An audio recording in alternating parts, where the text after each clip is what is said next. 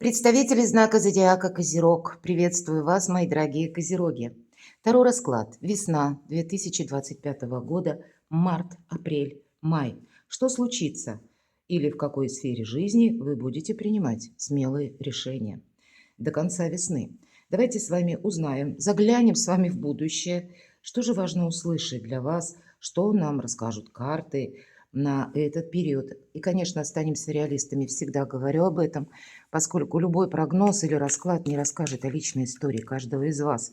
Но всегда надеюсь, что мы с вами проведем приятное время и каждый услышит что-то свое. Ведь не секрет, мы смотрим общие прогнозы, а мысли у каждого все равно остаются свои. Это мы пытаемся на метафору карт переложить ту нашу ситуацию или услышать, в каком направлении двигаться. Может быть и так. Итак, первый вопрос и первая карта. В чем же вы будете принимать смелые решения? Какая сфера жизни наиболее актуальна за период весны? И, может быть, одна сфера начинается, а подтягивает за собой все остальное. Вторая карта – это как неожиданности, или это будет неожиданно, или что случится неожиданно, и ведет к переменам. И с чем это будет связано? Следующие три карты – события ближайшего будущего. Мы не ставим определенных сроков, потому что у каждого своя судьба, своя жизнь, и каждый из нас находится на определенной территории. И все это тоже накладывает условия некоторые, проживания, например, или реализации собственной, да. Да и по времени, если мы говорим ближайшее будущее, это через несколько дней может быть, а может быть и в течение 2 месяцев. И три карты отдаленное будущее, ну, где-то до конца весны, может быть, май, вторая половина апреля. Но у нас со 2 марта по 13 апреля ретроградная Венера. Поэтому некоторые вопросы из прошлого. С одной стороны, это мы можем подводить как какой-то баланс. Баланс в документах, баланс в деньгах, в отношениях, чего угодно это может касаться. Возвращение, может быть, прежних отношений, может быть, и вы их инициируете, возвращаете. У кого-то это будет возврат по работе, например, да, или какие-то методы прежние, точнее, вы захотите оставить, потому что это есть какой-то прогресс. В чем риск? Достанем такую карту, что вам придется организовывать или адаптировать. Основная задача. И карта совет, в чем придется наводить порядок. Итак, смелые решения.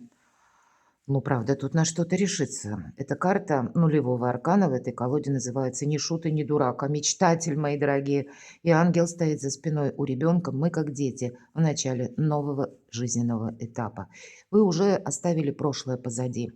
И это так, конечно, более аллегорически, но есть еще то, что все же заслуживает вашего внимания. К примеру, себя беречь, потому что всегда нулевой аркан, хоть нам говорят, вроде как ангелы наблюдают за вами, но мы сами-то тоже не должны погорячиться, потому что мы идем как дети. Мы еще пока чего-то не видим. Мы вот как девочка эту бабочку увидела, ее захватило полностью желание владеть этой бабочкой, или ее поймать, или последовать за ней.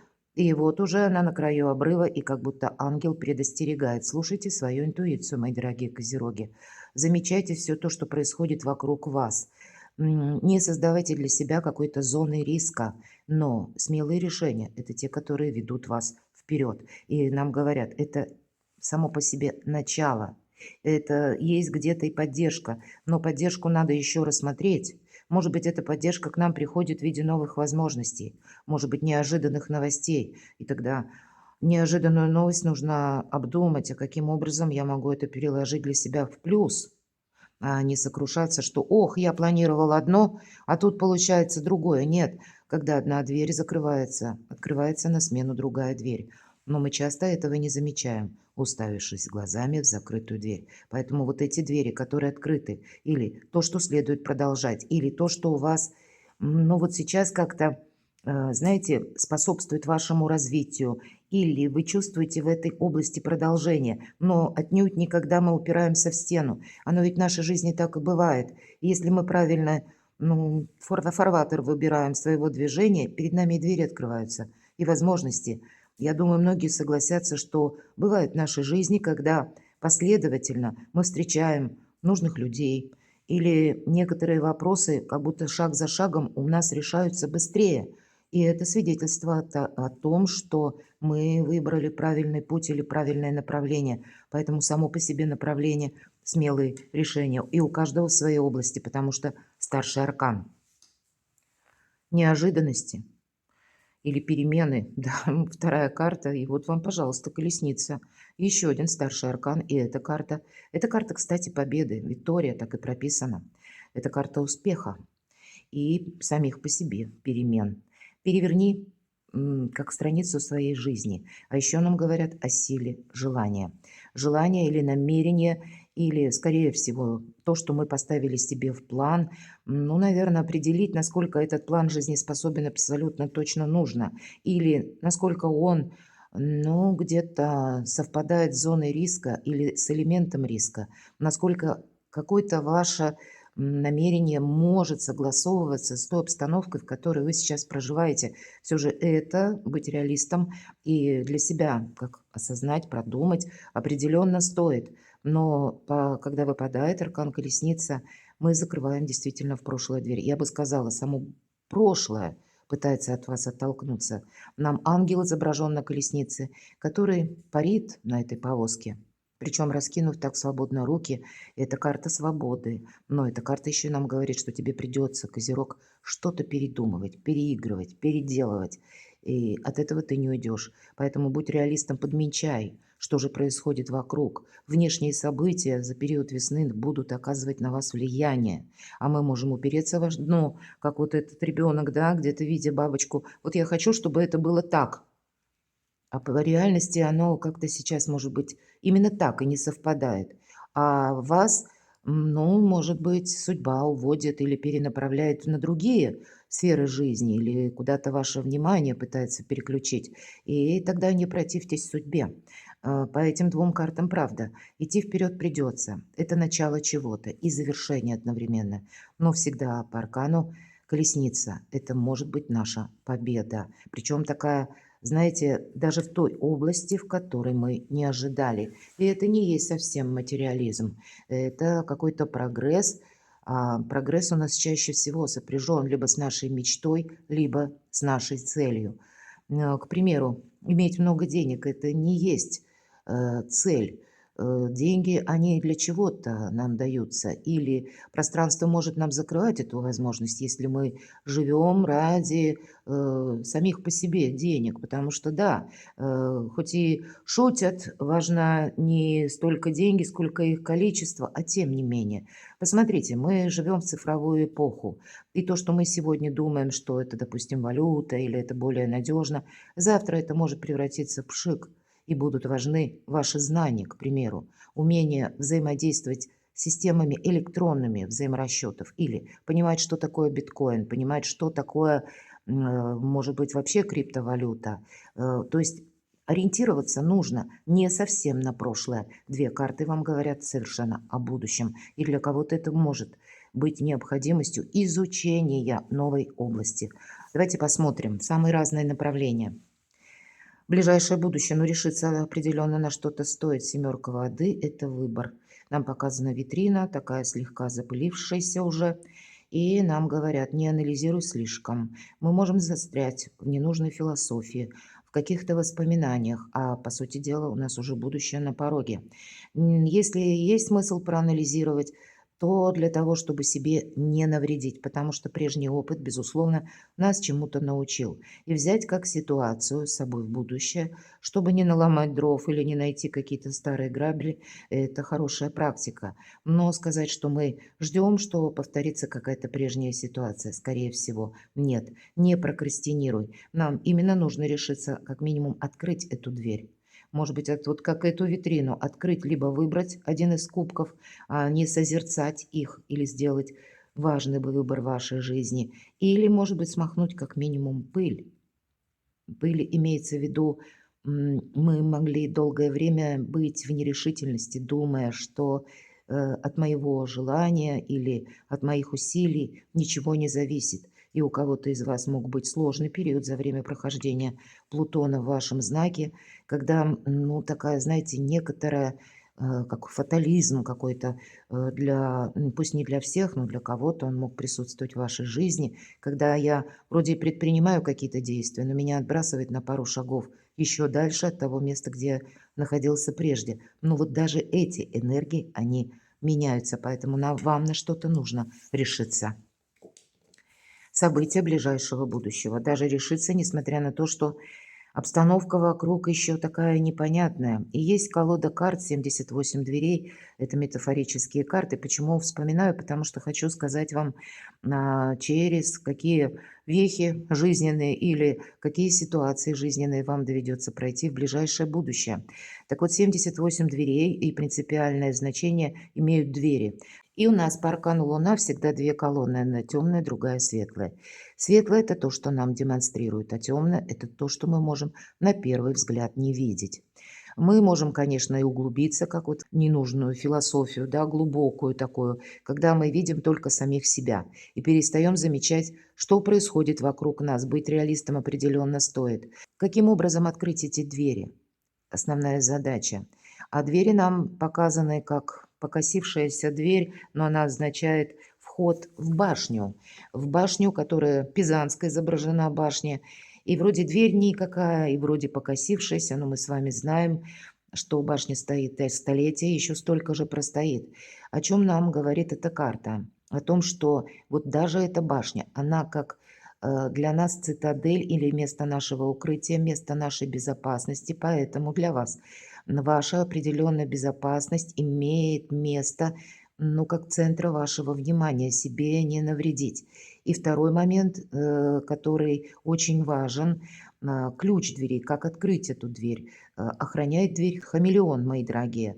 Вам самим придется договариваться с хамелеонами, чтобы себе не навредить. Или, может быть, буквально решить какой-то вопрос по части вашего благополучия или безопасности. А вокруг может быть какой-то мрак. Вокруг может быть еще тысячи неопределенностей. Нет перемен, более таких ярко выраженных пока в марте. А вы хотите конкретики, точно. Вы хотите ту конкретику знать, которая как будто ждете, что вам придут, ну, как намек какой-то, что вы движетесь в правильном направлении. А карта говорит: нет, слушай свою интуицию. Интуиция, она именно вам и дает правильные подсказки. Но разделяйте ее с иллюзиями, мои дорогие. Иллюзии – это то, что мы себе где-то сами надумали, а интуиция – это иногда такой тихий голосок нашего шестого чувства, который нас часто останавливает от того, что мы, ну, как уперлись в какую-то свою одну идею буквально, и мы не допускаем коррекции наших планов, или мы хотим, чтобы было с точностью вот так, как мы этого желаем, но этого ведь не бывает. Жизнь, она нас заставляет быть гибче. И вот где-то гибкость, благоразумие вам тоже будут помогать даже в тех ситуациях, которые по Луне, но пока непонятны. И еще одна подсказка. Не находитесь в толпе. Потому что когда выпадает аркан Луна, меня несет толпа, есть такое значение. И когда такое происходит, вы собой не управляете это на самом деле, а вам нужно все контролировать. Если вы оказываетесь, повторюсь, вам в другую сторону. События ближайшего будущего, действительно, трансформации. Не рискуйте собой от начала до конца. Посмотрите, 5 карт, но 4 старшие арканы. На вас влияют события внешние. И вас могут к чему-то склонять, вас могут чему-то уговаривать или пытаться, ну, говорить, может быть, на какую-то пафосную идею или оттолкнуться от того, что вы ведь люди, ну, достаточно сильные, вы люди, которые любите порядок, или вот эта догма, которая в нашей жизни поселилась или в нашей душе, вам, ну, где-то сложно от нее избавиться. Поэтому могут как раз пытаться манипулировать воздействие на то, что ну ведь это правильно, но ведь это по порядку, или вам объяснять, доказывать какую-то теорию, что она абсолютно верна, а здесь истина где-то рядом, здесь нет четких граней, мои дорогие, и вам это нужно обязательно учитывать, потому что на кону ваша трансформация, начало нового жизненного этапа. Тут нужно быть готовым быстро куда-то собраться, отправиться или поехать, или буквально выйти из толпы Тут нужно готовиться к тем действиям, осуществить их, как бы вам придется в течение ближайшего будущего, которых вы, возможно, сами от себя не ожидаете, но больше они будут направлены на самосохранение. Самосохранение – это не значит бездействие, идти вперед придется. И, может быть, наоборот, самосохранение будет у кого-то связано с очень активными действиями, потому что карта трансформации, но это еще одновременно карта освобождения и перемен. И на этой колоде словно ангел берет человека за руку и выводит из той башни, которая через некоторое время будет разрушена. Но нам, как и в «Семерке воды», нам здесь стоят песочные часы и говорят: время пошло. Поэтому, правда, не упустите момент. Не будет так, как прежде. Как и обстановка вокруг вас меняется, или назовите это высшие силы, пытаются изменить вас или вашу траекторию, вашу задумку на будущее, или для вас где-то с коррекцией, серьезной коррекцией планов будет означать ваш прогресс. Давайте посмотрим, что же в отдаленном будущем. Продолжает эту тему еще один старший аркан, 20-й страшный суд. И суд совсем не страшный, это карта избавления от боли, избавления от страданий. И если нам сказали освобождение, то это карта возрождения, мои дорогие. Поэтому мы можем где-то рефлексировать, да, и поэтому у нас вверху семерка воды, когда мы углубляемся в наши мысли, или период воспоминаний, который может затянуться. А нам, тем не менее, карта говорит о том, что провожай опять же прошлое и встречай все новое, что приходит на твой порог. Вот посмотрите, какая-то мощная перезагрузка. Старшие арканы. У кого-то это могут означать вопросы, связанные, конечно, и с личной жизнью. У кого-то пересмотр полностью ваших планов, потому что меняется концепция денег, откуда к вам приходят деньги. Может быть, это будет связано с тем, что вы будете вынуждены много перемещаться в этот период. Может быть, и недалеко куда-то, но много поездок. Или кто-то из вас задумается, а прежде даже мыслей не было. Или были, но такие робкие, без конкретных дат, а тут обстоятельства могут вас заставлять сделать то, что вы либо прежде откладывали на потом, либо вообще не предполагали. Но подведение итогов абсолютно точно присутствует в этот период жизни. Значит, все то, что касается ретроградной Венеры, а это где-то любовь и деньги, это личная жизнь и вопросы наших достижений, работы, финансов, может быть, новые финансовые стратегии, тактики. Все то, что я уже говорила в разных областях, поскольку старшие арканы нет конкретики. Давайте следующую карту откроем.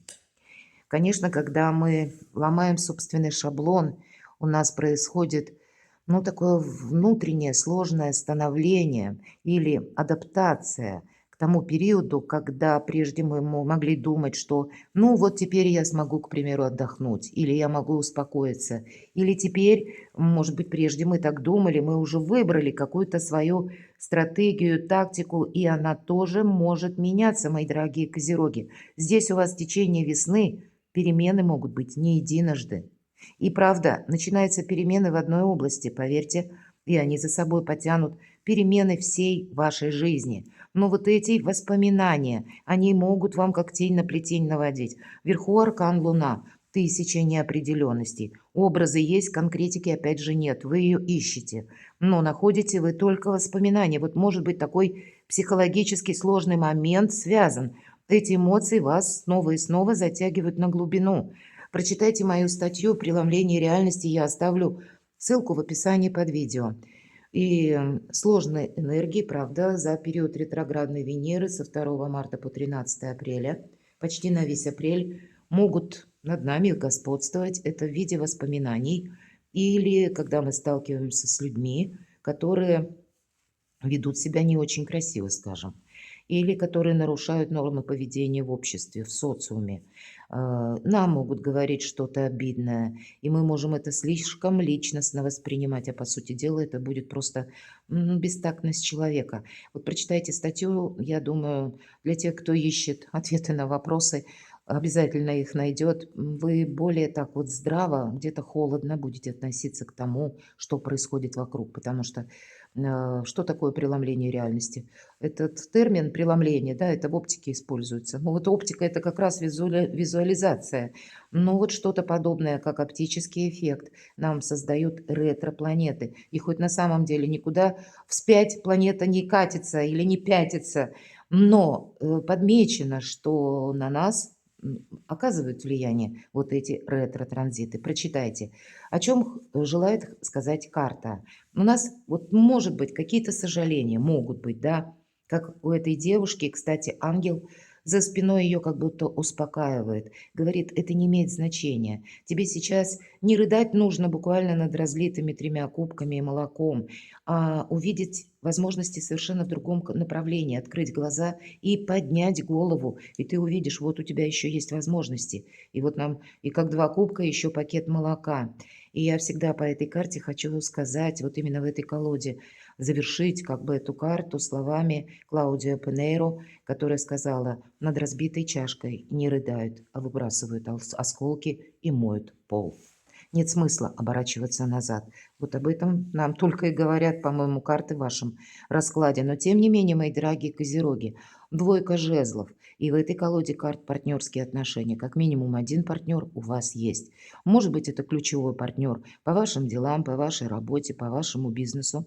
Это может быть и тот человек, который вас готов поддержать, близкий, может быть, человек, или ваш родственник, или ваш друг. И знаете, не будьте непримиримыми. Непримиримыми в том плане, когда вот мы где-то желаем настоять на своем. Или так, как я сказала, или так, как я представляю, или никак по-другому. Потому что жизнь, она тогда играет разными красками, когда мы более гибче. И неважно, как мы думаем, мы можем быть совершенно разными людьми в наших собственных принципах, во взглядах на жизнь. Но вопрос стоит в том, как мы сумеем поднять друг друга и сумеем смотреть в одном направлении. Вот для вас есть какой-то человек важный, с кем может быть и должна быть продолжена дружба, сотрудничество. Но кто знает, может быть, и история любви тоже. Здесь у каждого по-своему.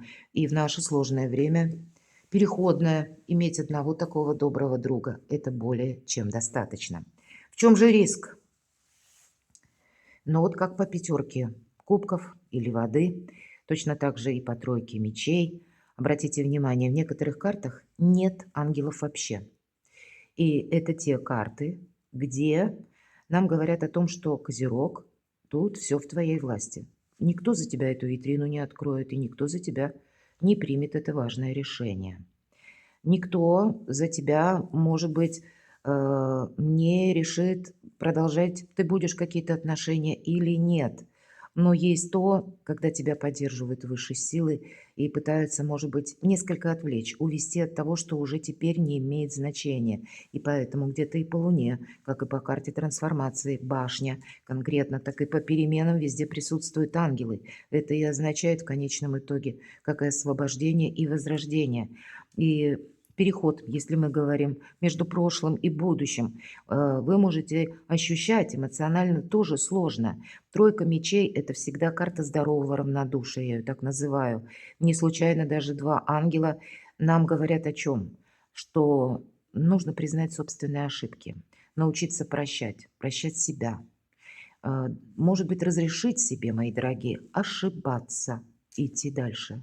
Пока мы ошиблись, но пока мы ищем объяснение, что да, вот я не смог осуществить какое-то дело или решить вопрос, потому что мне там помешал кто-то, да, или для меня не сложилась удобная обстановка, или мне там не помогли, а обещали помочь. Мы перекладываем всю ответственность на других лиц, а мы должны рассчитывать сами на себя.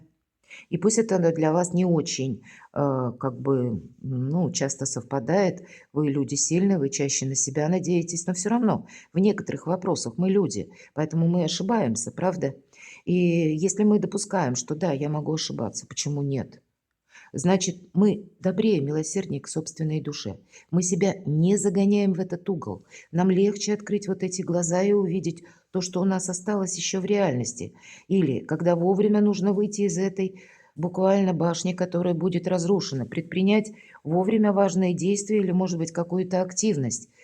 И научиться прощать себя. Может быть, научиться прощать и других. вот где-то, и не создавать конфронтации. Если вы видите, что, ну, может быть, контакты с каким-то человеком для вас и не столь важны, но вы понимаете, что конкретная персона создает определенный, как, ну, фокус внимания в отношении вас или может, ну, как мы говорим, например, пустые разговоры вокруг вас разводить.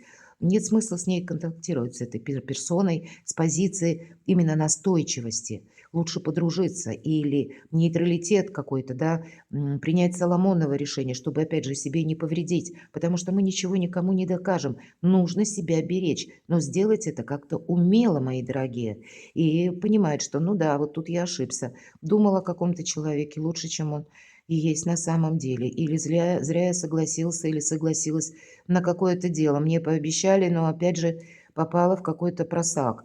Вот когда мы говорим, что да, это мы где-то лопухнулись, да, или ошиблись, вот это прощение творит чудеса. Мы очень быстро идем вперед. Очень быстро, поверьте, это волшебным образом работает для каждого из нас. Поэтому о прощении самого себя в первую очередь. А прощение, оно бывает тогда, когда были потери. Поэтому где-то потери и прощения успокаивают ангелы, принимая или где-то помогая вам, мои дорогие козероги, принять новую реальность. Но это уже выздоровление. В чем риск? Мы ведь можем застрять в какой-то грусти, потому что она тут тоже прописана. Или, иными словами, не открыть вот эту витрину, ожидая, что это произойдет само, или будет какой-то его величество более благоприятный случай. Или когда мы без конца сокрушаемся, а тем не менее время идет вперед. Что же вам придется организовывать? Ну вот, наверное, смотрите, еще один старший аркан. И карта Колесница, и карта Мир. Ну, тут что организовывать? Новый мир, новое благополучие, может быть. Важные новости, кстати, могут быть, мои дорогие. И, может быть, с теми новостями, которые происходят вообще вокруг вас. Какие-то границы, может быть, падают, потому что, к примеру, аркан Башня, в первых колодах, точнее, это была тюрьма, зона ограничений или период ограничений, какие-то условности, законы. Может быть, у кого-то и санкции, мои дорогие, и так. Но это как кандалы или это какая-то преграда, барьер. И вот теперь эти барьеры у кого-то, может так проиграться, они разрушаются. Но тогда тоже не время ждать, что разрушится все или пока там что-то отстроится. Если вы видите, вокруг вас меняются обстоятельства, самое время предпринять первые шаги или чем-то воспользоваться. Все карты нам об этом, и для вас тогда открываются точно многие возможности, потому что по этой карте реализация, самореализация проходит, мои дорогие, как и новые соглашения, новые решения, и самое главное, праздник жизни. Я бы сказала, итог. Поэтому, если мы поставим перед собой цель или намерение, и будем более гибкими, будем готовы принимать Соломоново решения или в некоторых случаях не настаивать на своем. Тогда, мои дорогие козероги, итог вас порадует. Или перед вами откроются практически, вот как весь мир у ваших ног, какие-то очень большие перспективы. Но любой расклад это всегда 50 на 50, правда? И карты тоже где-то об этом показывают. Есть и шикарные просто карты, одни из самых лучших, но есть и те, которые нам говорят, мы можем застрять в прошлом. Поэтому от того, как вы себя адаптируете к тому, как меняется мир, как вы организуете в новых условиях с новыми возможностями себя самого или саму, будет зависеть ваше качество жизни. В чем же навести порядок или карта совет, поступай тем не менее по закону. Не иди против закона. Поэтому для кого из вас очень важно решить какой-то вопрос по документам, может быть, связанный с банками или откуда к вам приходят деньги. Есть смысл, может быть, чему-то обучиться, не идти против традиций, безусловно, но искать, если в одной, допустим, двери или один чиновник вам говорит «нет», это не значит, что конкретно «нет» и никогда этому не быть. Это значит, надо поискать альтернативный вариант. У вас на альтернативные варианты посмотрите, сколько карт. Поэтому обходные какие-то пути вы можете найти. Или вы сами можете себя скорректировать, или собственные планы. В очередной раз повторяюсь. В конечном итоге все равно это должно быть увязано с системой, с законом, с традициями или с менталитетом того общества, в котором вы находитесь. То есть всегда это так у нас выглядит, верховный жрец. Мы поступаем по закону или мы оформляем что-то по закону. Иногда по этой карте мы учимся, опять же, да. Для кого-то из вас, к примеру, это может означать, что если вы принадлежите к преподавательскому составу, работаете именно в сфере просвещения, эта возможность может для вас открыться в этот период, как получить какую-то высокую должность. Может быть, защитить диссертацию, для кого это актуально, и должность тоже приходит. Вот иногда здесь учитель, иерофант проиграется с особой силой, удвоенной. Но это не только учитель, но это и еще и ученик. И поэтому элемент учебы. А вот что такое учеба? Это, по сути дела, адаптация к новым условиям. Когда мы понимаем, что да, мир меняется, и мы готовы меняться вместе с ним, но не противопоставляя себя, а скорее ища сотрудничество, взаимодействия и новые пути адаптации, организации собственной жизни. И ангелы вам помогают, мои дорогие козероги. Перекладывайте на себя и будьте счастливы, будьте любимы всегда.